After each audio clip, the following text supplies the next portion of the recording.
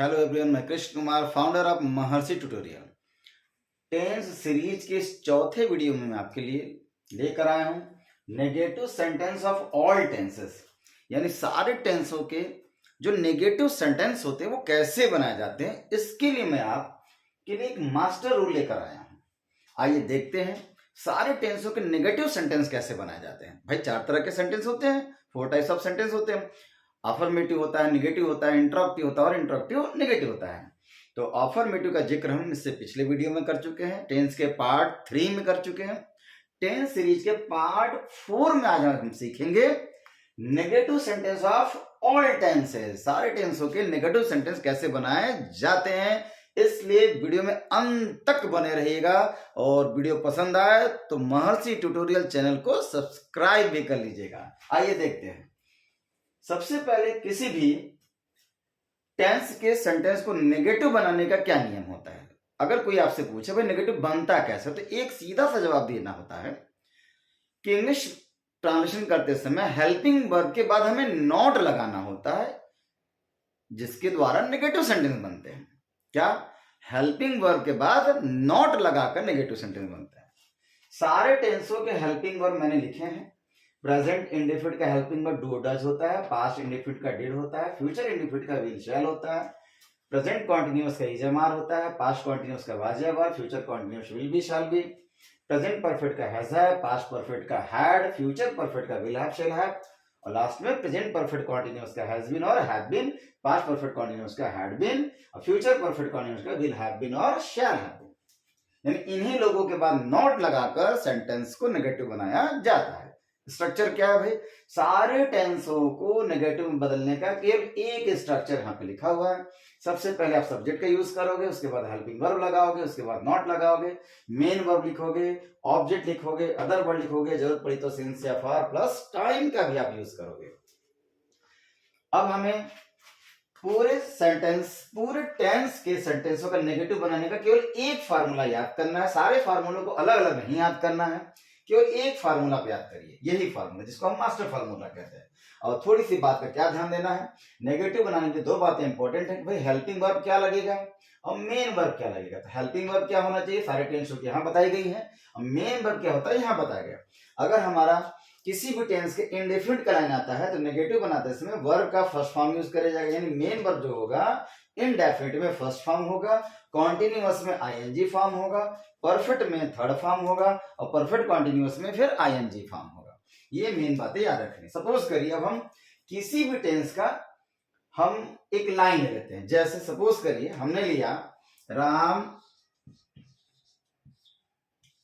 अपने घर नहीं जा चुका है। ये एक नेगेटिव सेंटेंस है। किसी भी सेंटेंस को ट्रांसलेट करने से पहले सबसे पहले आप उसकी हिंदी पहचान देख करके ये पता करिए वो लाइन किस टेंस का है। तो चुका है, चुकी है, याद आया कुछ आपको? क्या याद आया भाई? चुका है, चुकी है कहाँ सुना है आपने, किस टेंस में, इतने में किस टेंस में सुना है?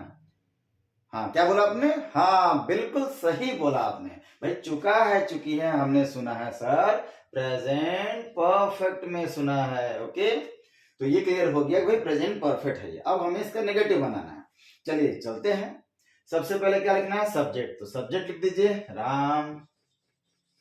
फिर क्या लिखना है? Helping verb. तो प्रेजेंट परफेक्ट का हेल्पिंग वर्ब क्या लिखा है? हैज या हैव। तो राम के साथ क्या लगता है? हैज। लिख दीजिए हैज। फार्मूला कह रहा है नॉट लगा दीजिए, लगा दीजिए नॉट। फार्मूला कह रहा है मेन वर्ब लिखिए। अब मेन वर्ब क्या होना चाहिए? तो यहाँ पे हिंट दिया गया, इंडेफिनिट है तो फर्स्ट फॉर्म लगाइएगा, कॉन्टिन्यूअस है तो आईएनजी लगाइएगा, परफेक्ट है तो थर्ड फॉर्म लगाइएगा। तो ये क्या है? प्रेजेंट परफेक्ट का सेंटेंस है तो वर्ब का थर्ड फॉर्म यूज होगा। तो भाई वर्ब कहाँ है, यानी क्रिया कहाँ है? जा चुका है, जाना क्रिया है, जाना के अंग्रेजी गो, अब गो का थर्ड फॉर्म होता है गॉन। क्या बन गया? Ram has not gone. कहाँ गया भैया? कहाँ गया? अपने घर। कहाँ नहीं गया? अपने घर नहीं गया है। ओके, तो जाना के अंग्रेजी के बाद प्रेपोजिशन टू का यूज किया जाता है, फिर अपना के अंग्रेजी लिखेंगे, फिर घर के अंग्रेजी लिखेंगे। जानने योग्य बात यहाँ पे ये है कि अपना की अंग्रेजी सब्जेक्ट के हिसाब से बदलती रहती है। अगर सब्जेक्ट कोई पुरुष है तो अपना के अंग्रेजी हम हिज लिखेंगे, अगर कोई सब्जेक्ट स्त्री है तो अपना के अंग्रेजी हर लिखेंगे, अगर सब्जेक्ट आई है तो अपना के अंग्रेजी माई लिखेंगे, अगर सब्जेक्ट शी है तो अपना के अंग्रेजी हर लिखेंगे, अगर सब्जेक्ट यू है तो अपना के अंग्रेजी योर लिखेंगे, अगर सब्जेक्ट वी है तो अपना के अंग्रेजी आवर लिखेंगे। इस तरह से हम अपना के अंग्रेजी चेंज होता है। फिर क्या बच गया? घर, हिज हाउस। तो आपने क्या देखा? राम अपने घर नहीं जा चुका है, Ram has not gone to his house. इस तरह से नेगेटिव बन गया। तो किसी भी टेंस का नेगेटिव हम इसी फार्मूला से इसी प्रकार बनाएंगे। और नेगेटिव बनाते समय सबसे जरूरी और अहम बात क्या है? तो बताया जा चुका है कि हेल्पिंग वर्ब के बाद क्या लगाना है? नॉट लगाना है। ये तो क्लियर हो गया। लेकिन एक डाउट है सर।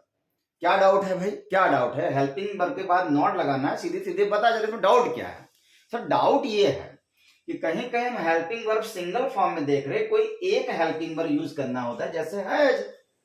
हाँ बिल्कुल, तो उसके बाद आपने लगा दिया नॉट। बट कहीं कहीं हमको देखने को मिल रहा है, जैसे यहाँ फ्यूचर कॉन्टिन्यूअस में दो हेल्पिंग वर्ब है, जैसे यहाँ पास्ट परफेक्ट कंटिन्यूअस में दो हेल्पिंग वर्ब है, जैसे यहाँ हैज बीन और हैव बीन दो हेल्पिंग वर्ब है। तो बताइए सर, अब ऐसी परिस्थिति में नॉट कहां लगेगा? तो भैया जब हेल्पिंग वर्ब दो रूपों में आ जाए, दो सिलेबल में आ जाए, दो पदों में आ जाए, तो हेल्पिंग वर्ब दोनों के बीच में नॉट लगाया जाता है। ये सबसे खास बात। यानी नोट में क्या है?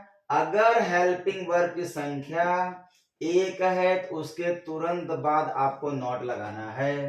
अगर हेल्पिंग वर्ब की संख्या दो है तो दोनों के बीच में नॉट लगाना है। क्लियर? अगर हेल्पिंग वर्ब की संख्या तीन हो गई तो पहले वाले और दूसरे वाले के बीच नॉट लगाना है। ठीक? यानी एक हेल्पिंग वर्ब है तो उसके बाद नॉट लगाना है, दो हेल्पिंग वर्ब आते हैं तो दोनों के बीच में नॉट लगाना है। अगर तीन हेल्पिंग वर्ब, जैसे कहा आप यहाँ देख लीजिए, शैल, हैव बीन, तीन हेल्पिंग वर्ब यूज किए जाते हैं, तो नॉट लगाना है तो क्या बीन के बाद नॉट लगाएंगे? नहीं, बीन के बाद नहीं लगेगा। तीन हेल्पिंग वर्ब आ जाए तो दो हेल्पिंग वर्ब के बीच में नॉट, दो हेल्पिंग वर्ब आ जाए तो दोनों के बीच में नॉट, और एक आ जाए तो सिंपल एक के बाद नॉट। अगर आपको ये वीडियो अच्छा लगा हो तो मेरे महर्षि ट्यूटोरियल चैनल को जरूर सब्सक्राइब करिए, and after subscribing you will feel in thrilled. Thank you everyone, thank you everyone.